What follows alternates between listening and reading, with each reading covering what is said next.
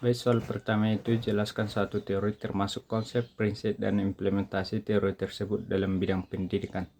Salah satu teori yang sering diterapkan dalam bidang pendidikan adalah teori pembelajaran konstruktivisme.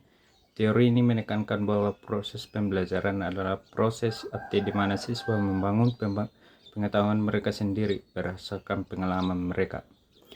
Konsep utamanya yaitu konstruksi pengetahuan.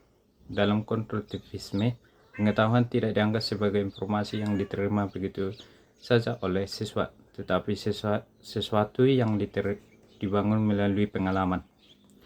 Yang kedua, pembelajaran berbasis pengalaman. Siswa membangun pemahaman mereka melalui pengalaman langsung, diskusi, dan refleksi, bukan hanya ceramah atau materi yang diajarkan secara pasif.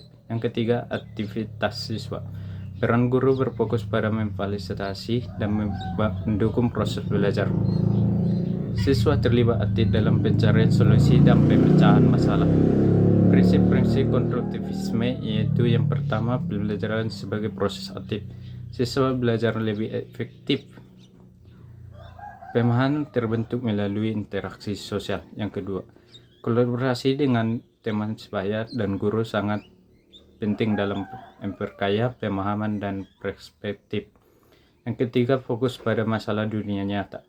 Pembelajaran sebaiknya berkaitan dengan konteks kehidupan nyata yang memungkinkan siswa untuk menerapkan pengetahuan mereka. Yang kelima, refleksi. Siswa didorong untuk merefleksikan pembelajaran mereka yang memperdalam pemahaman dan memperkuat pengetahuan yang telah dibangun. Implementasi dalam bidang pendidikan. Yang pertama, proyek dan penelitian. Guru dapat mengimplementasikan pendekatan konstruktivis dengan memberikan proyek yang memungkinkan siswa untuk mengeksplorasi topik secara mendalam dan membangun pengetahuan mereka sendiri. Yang kedua itu pembelajaran kolaboratif. Aktivitas kelompok di mana siswa bekerja sama dengan menyelesaikan masalah atau membuat presentasi dalam memfasilitasi pembelajaran sosial. Yang ketiga itu pembelajaran berbasis masalah.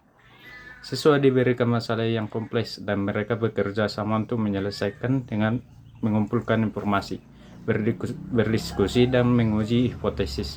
Yang keempat itu penilaian formatif. Guru dapat memberikan umpan balik yang bersifat pembimbing selama proses pembelajaran, bukan hanya mengandalkan ujian akhir untuk membantu siswa memperbaiki pemahaman mereka.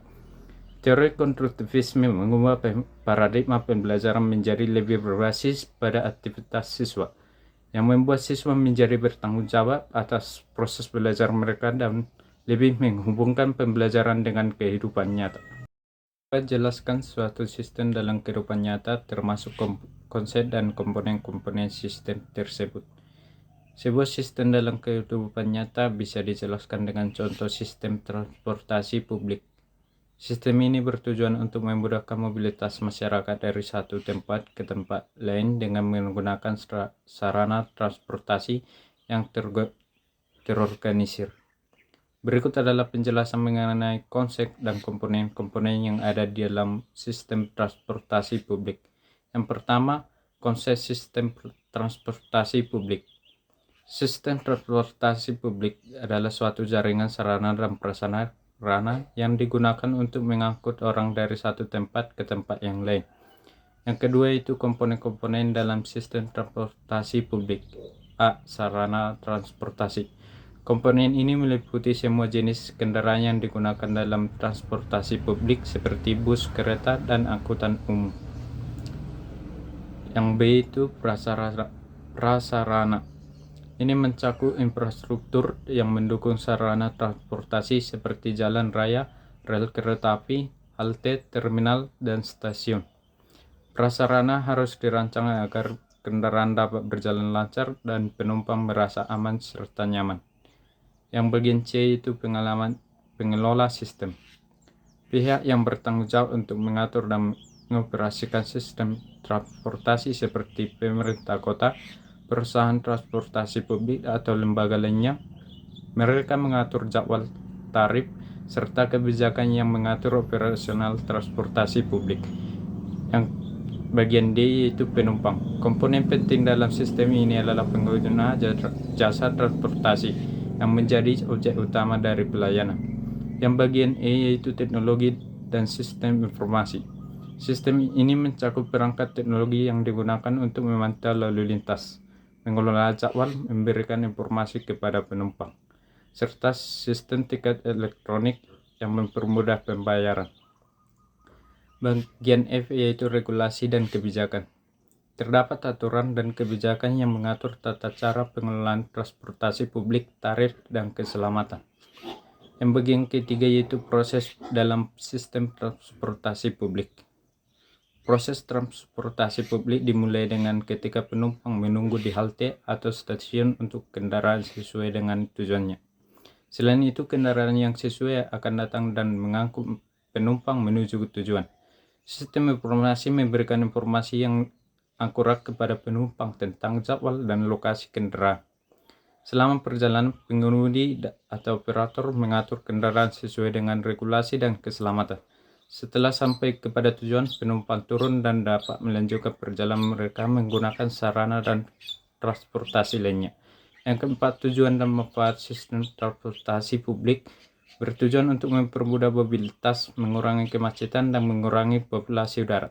Selain itu, juga menawarkan cara yang lebih efisien dan hemat biaya bagi masyarakat untuk berpindah tempat, terutama bagi mereka yang tidak memiliki kendaraan pribadi. Ketiga, jelaskan tujuan dan manfaat mempelajari teori sistem dalam pendidikan. Mempelajari teori sistem dalam pendidikan memiliki tujuan dan manfaat yang signifikan. Teori sistem dalam konteks pendidikan merujuk pada pendekatan yang melihat pendidikan sebagai suatu sistem yang terdiri dari komponen-komponen yang saling berinteraksi dan saling mengaruhi. Tujuan dan manfaat mempelajari teori ini dalam pendidikan adalah sebagai berikut. Tujuannya yaitu mempelajari teori sistem dalam pendidikan, dapat memahami pendidikan sebagai sistem yang holistik. Teori sistem membantu pendidikan dan pengambilan kebijakan untuk memahami pendidikan bukan hanya sebagai serangkaian kebijakan terpisah, tetapi sebagai satu kesatuan yang terintegrasi. Semua komponen pendidikan seperti kurikulum, pengajaran, evaluasi, dan kebijakan pendidikan saling mengaruhi dan harus bekerja sama untuk mencapai tujuan yang diinginkan. Mengidentifikasi komponen sistem yang berperan dalam pendidikan yaitu teori sistem memungkinkan untuk menganalisis komponen-komponen yang membentuk pendidikan seperti siswa, guru, kurikulum, fasilitas, dan kebijakan. Dengan memahami hubungan antara komponen-komponen ini, lebih mudah untuk mengidentifikasi area yang perlu diperbaiki atau ditingkatkan, meningkatkan proses perencanaan dan pengambilan keputusan. Mempelajari teori sistem dapat membantu para pendidik dan manajer pendidikan untuk mengelola sekolah atau lembaga pendidikan dengan cara yang lebih terstruktur dan sistematis. Mereka dapat melihat bagaimana perubahan di satu bagian atau misalnya kurikulum dapat mempengaruhi bagian lain, misalnya metode pengajaran atau hasil belajar siswa. Peningkatan kolaborasi dan kerja tim. Teori sistem mendorong kerja tim antar bagian yang berbeda dalam sistem pendidikan seperti guru, siswa, orang tua, dan administrasi sekolah.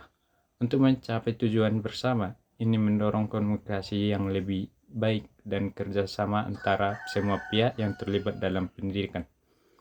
Menilai dampak perubahan dalam sistem pendidikan. Mempelajari sistem teori membantu memahami dampak perubahan yang dilakukan dalam sistem pendidikan.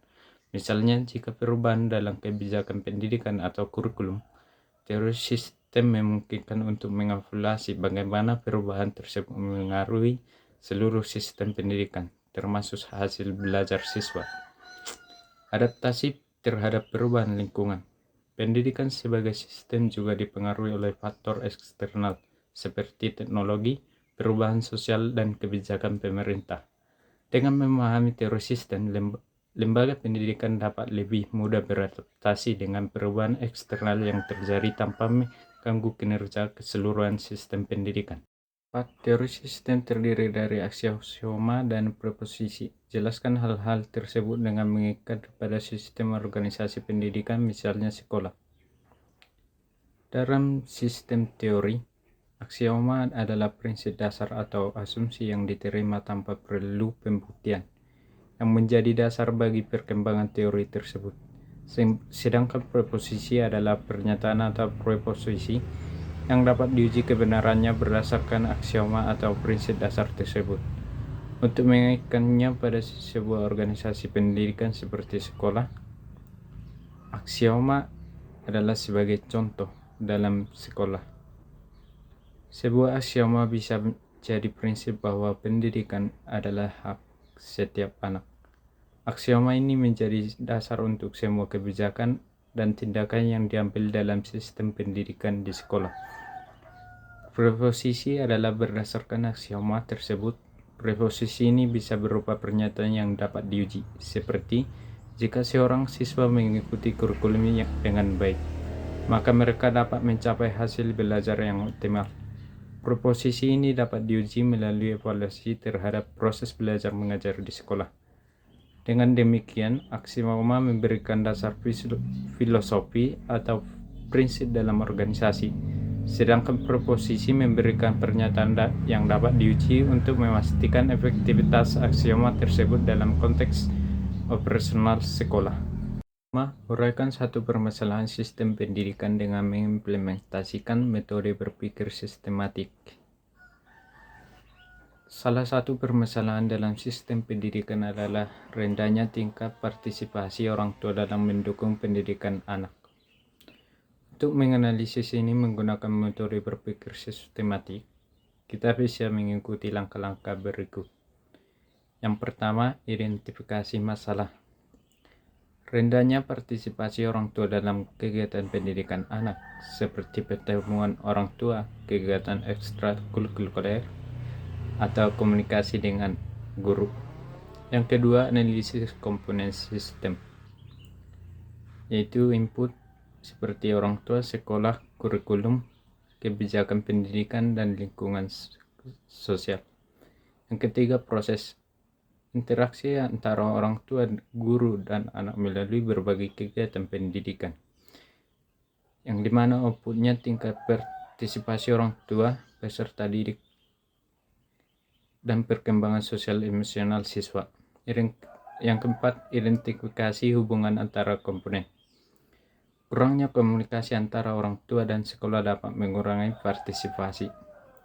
Keterbatasan waktu atau pemahaman orang tua terhadap pentingnya peran mereka dalam pendidikan anak. Yang kelima itu penyebab masalah. Faktor ekonomi, misalnya orang tua sibuk bekerja. Kurangnya pemahaman tentang pentingnya peran orang tua. Kebijakan sekolah kurang mendukung keterlibatan orang tua. Solusi sistematisnya itu meningkatkan komunikasi antara orang tua dan sekolah melalui platform digital atau pertemuan rutin. Menyediakan pelatihan atau informasi bagi orang tua untuk meningkatkan pemahaman mereka tentang peran dalam pendidikan. Mengadaptasi kebijakan yang lebih fleksibel untuk memfasilitasi partisipasi orang tua. Keenam, berdasarkan general sistem teori terkhusus menggunakan model sistem terbuka, jelaskan mengapa sekolah disebut sebagai sebuah sistem terbuka. Sekolah dapat disebut sebagai sistem terbuka berdasarkan sistem umum atau general system teori karena sekolah berinteraksi dengan lingkungan eksternal dan menerima serta mengeluarkan input secara output. Dalam model sistem terbuka, sebuah sistem tidak hanya dipengaruhi oleh faktor internal, tetapi juga dipengaruhi oleh faktor eksternal yang dapat mengaruhi kinerjanya. Berikut dapat dijelaskan secara singkat. Yang pertama, di mana input. Sekolah menerima berbagai input dari luar seperti kebijakan pemerintah, kurikulum nasional, dana pendidikan, serta peran orang tua dan masyarakat. Input ini mempengaruhi proses pembelajaran di dalam sekolah. Yang kedua itu proses. Di dalam sekolah, input tersebut diproses melalui kegiatan belajar mengajar, interaksi antara siswa dan guru, serta manajemen sekolah yang bertujuan untuk menghasilkan output yang diinginkan. Yang ketiga, output.